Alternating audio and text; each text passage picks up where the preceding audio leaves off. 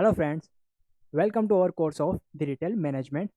Today we will discuss about what is a store operations and types of the selling. In this video, we will discuss store operations, visual merchandising, types of selling like upselling technique, cross-selling technique and essential employee knowledge skill. So, let's begin start the lecture. तो आज का topic क्या है? Store operation and types of selling. Store operation क्या है? तो ये normal सा एक इंट्रोडक्शन है. तो comprehensive guide for a retail store employees and front line supervisor on a daily operations, merchandising strategies and effective selling techniques.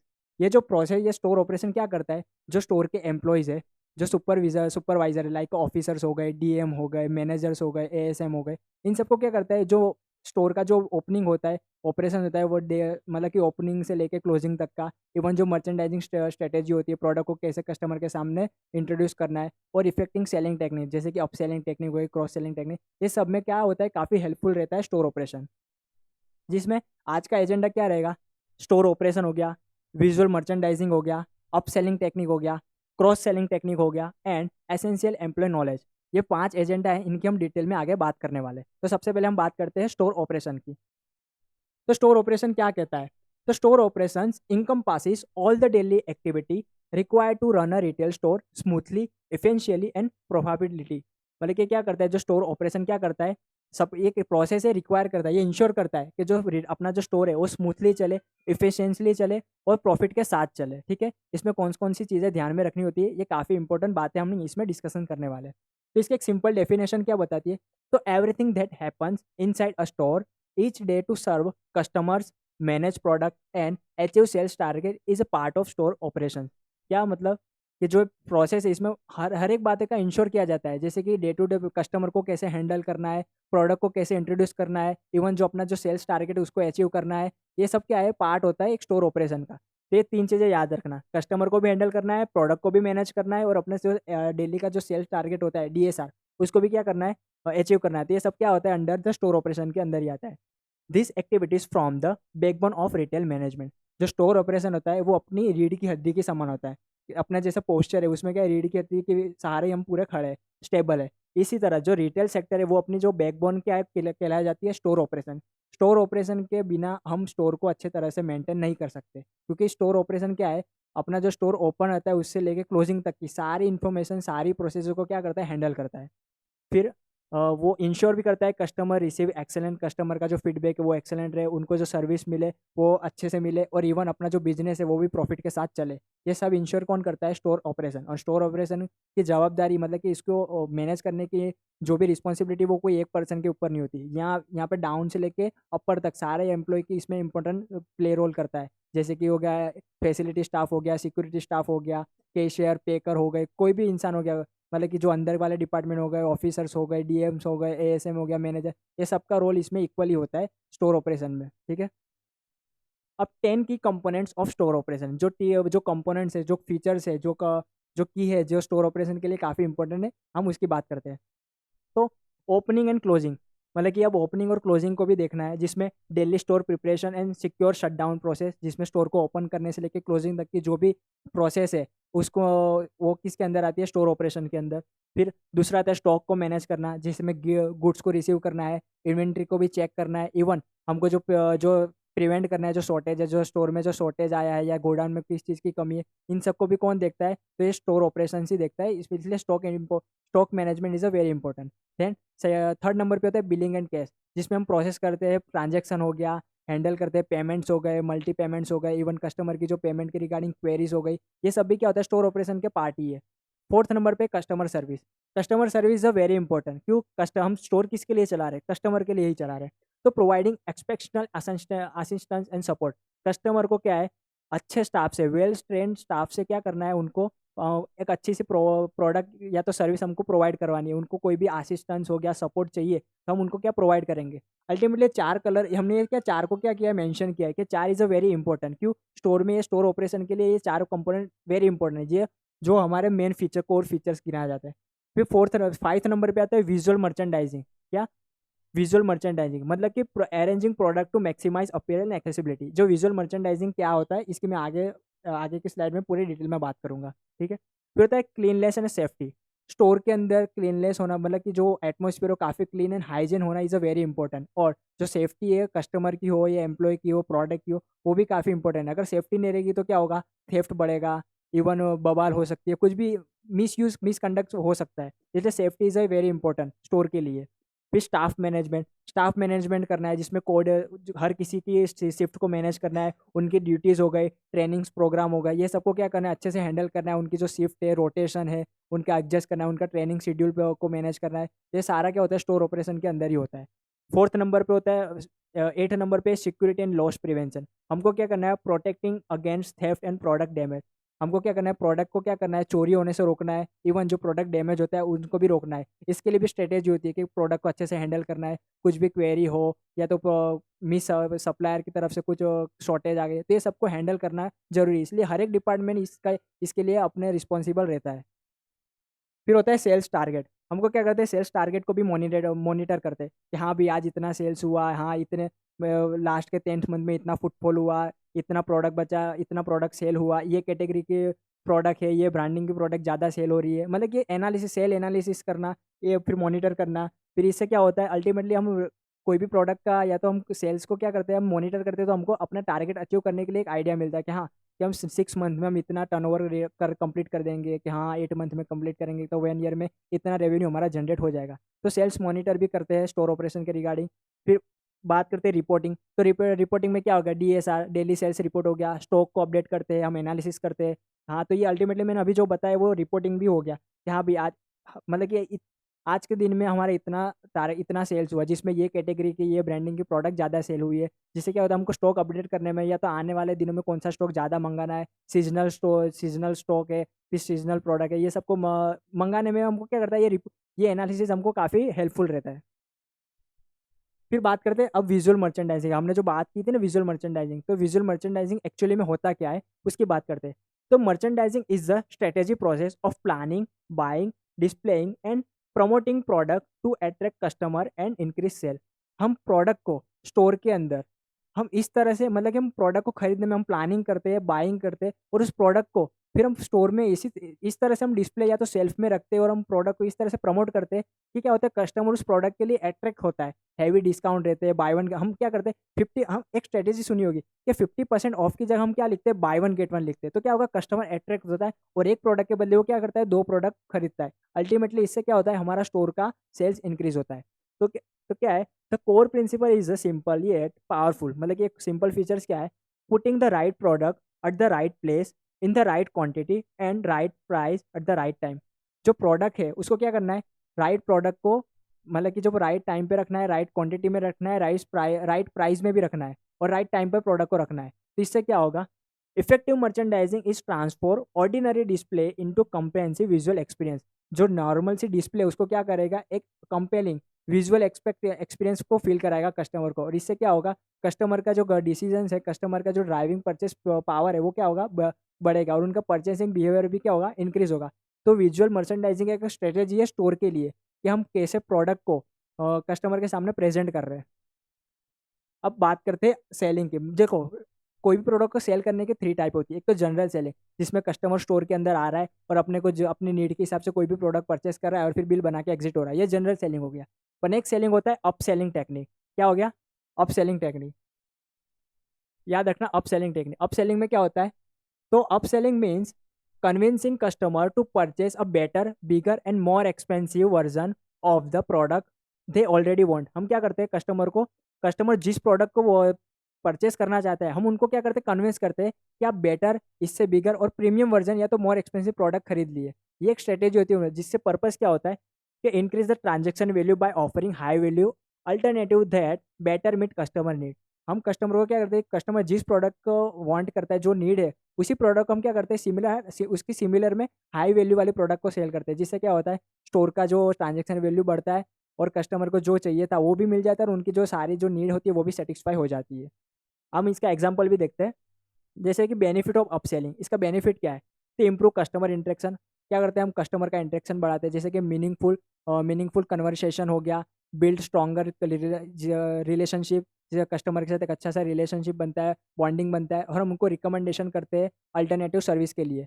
फिर second number पे हो गया जनरेटिंग हाई रेवेन्यू। अल्टीमेटली आप बेसिक फीचर से उनको प्रीमियम फीचर की तरफ fit shift कर रहे हो, तो लो प्राइस से हाई प्राइस की तरफ जा रहा है, तो इससे क्या होगा, स्टोर का जो रेवेन्यू है वो इंक्रीज होगा, जिससे क्या होगा, जो increase average transaction value and overall store profitability by guiding customer to premium option. Customer को प्रीमियम ऑप्शन की तरफ हम शिफ्ट करने से क्या होगा, इंक्रीज होता है हमारा एवरेज ट्रांजेक्शन वैल्यू। फिर इम्प्रूव सेल्फ कॉन्फिडेंस, जिससे क्या होता है, हम कस्टमर को जब भी कोई भी प्रोडक्ट के लिए कन्विंस करते हैं तो क्या होता है, हाँ, अपनी कम्युनिकेशन स्किल वहाँ पे दिखाई देती है। Communication skill and professional tone के हिसाब से क्या होता है, हमारे में एक कॉन्फिडेंस आता है कि हम कस्टमर को कोई भी प्रोडक्ट के लिए कन्विंस कर सकते हैं। ठीक है।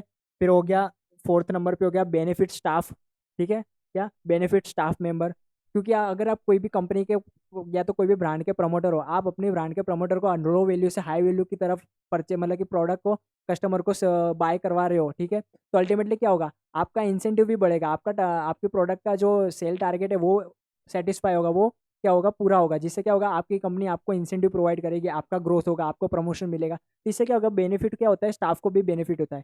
और फिर 5 नंबर क्या है, फुलफिल कस्टमर नीड, जिससे कस्टमर की नीड भी फुलफिल हो जाती है, क्योंकि कस्टमर ऑलरेडी जो प्रोडक्ट वांट करने आया था, हम वही प्रोडक्ट दे रहे हैं, पर उसका अपग्रेडेड वर्जन हम उनको प्रोवाइड कर रहे हैं, जिससे क्या उनको कोई क्वेरी नहीं होगी और उनको एक से ज़्यादा फीचर वाली चीज़ें मिल जाएगी वही प्रोडक्ट के अंदर। अब देखते हैं क्रॉस सेलिंग। इसका मैंने आपको एग्जाम्पल नहीं बताया ना, अपसेलिंग का एग्जाम्पल मतलब कि अगर जैसे कि कोई जैसे कि टीवी ले लेते हैं, कि कोई कंपनी की टीवी है जो 65,000 की है, जिसमें फीचर्स फुल्ली है, हम कस्टमर को पोलाइटली टोन में कहते हैं कि सर आपके पास 5,000 का जो बजट और ज़्यादा है, तो आपको 70,000 में क्या होगा, इसमें और से ये वाले टीवी में क्या है, 3 से 4 फीचर और ज़्यादा है, जिससे क्या होगा, आपको हेल्पफुल रहेगा, और आगे इसमें क्या अपडेट भी जल्दी आते रहते हैं, तो आपकी जो टीवी कभी ओल्ड नहीं होगी, आपकी टीवी हमेशा क्या टेक्नोलॉजी बेस्ड एडवांस रहेगी। तो आप 5,000 का मोर इन्वेस्टमेंट करते हैं इस टीवी के अंदर, तो आपको आपको ये प्रोडक्ट काफ़ी सुफिशियंट रहेगा आपके लिए। तो कस्टमर भी बोलता है कि हाँ, सिर्फ 5,000 की बात है, तो ठीक है, ये प्रोडक्ट मेरे लिए काफ़ी अच्छी रहेगी। तो हमने क्या उनको कन्विंस कर दिया कि नॉर्मल प्रोडक्ट से लेके हायर प्रोडक्ट तक के हम उनको क्या कन्वेंट कर दिया 65,000 में से 70,000 तक में। तो ये क्या हो गया, अप सेलिंग टेक्निक इसको कहा जाता है, कि हम उनको शिफ्ट कर रहे हैं बेसिक फीचर से अपग्रेडेड फीचर की तरफ, मतलब कि यहाँ बेसिक प्रोडक्ट से एडवांस प्रोडक्ट की तरफ। ठीक है, तो यही हो गया कि more expensive and bigger product, better product, ये हमने अभी बात करी थी। फिर होता है क्रॉस सेलिंग टेक्निक। तो क्रॉस सेलिंग टेक्निक का मतलब क्या है, cross selling means suggesting additional product that complement what the customer is already purchasing. इसका मतलब क्या है, मतलब क्या है कि कस्टमर जिस भी प्रोडक्ट को परचेस करना चाहता है, उसके हम रिलेटेड सजेस्टेड प्रोडक्ट हम उनको और एक से ज़्यादा प्रोडक्ट सेल कर देते हैं। हम इसका एग्जाम्पल के साथ समझेंगे तो आपको ज़्यादा समझ आएगा। इसका पर्पज़ क्या है, increase the total bill bye editing related item that enhance the primary purchase. जो उनका जो प्राइमरी परचेस था, हम उसके अंदर क्या करते हैं, ऐड करते हैं एक से ज़्यादा आइटम। उनके पर एक से ज़्यादा आइटम कौन सी, जिस प्रोडक्ट को उन्होंने जो परचेस किया उसके रिलेटेड आइटम को। जैसे कि हम एग्जांपल लेते हैं ब्रेड परचेस। अगर कस्टमर बाय ब्रेड, अगर कोई कस्टमर है जो स्टोर में ब्रेड बाय कर रहा है, तो हम उनको सजेस्ट करते हैं कि सर आप उसके साथ बटर या जाम ले जाइए, या तो सैंडविच फिलिंग्स ले जाइए। हो गए उसके रिलेटेड ना, कि ब्रेड में या तो बटर या तो जाम लगाकर आप खा सकते हो, तो हम उसके रिलेटेड प्रोडक्ट को हम सेल करते हैं। या तो दूसरा एग्जांपल देते हैं मोबाइल परचेस। अगर कोई कस्टमर मोबाइल परचेस करने आया है, तो हम उसको क्या कहते हैं कि सर आप सजेस्ट प्रोटेक्टिव केस या टेम्पर्ड ग्लास या चार्जिंग एक्सेट्रा।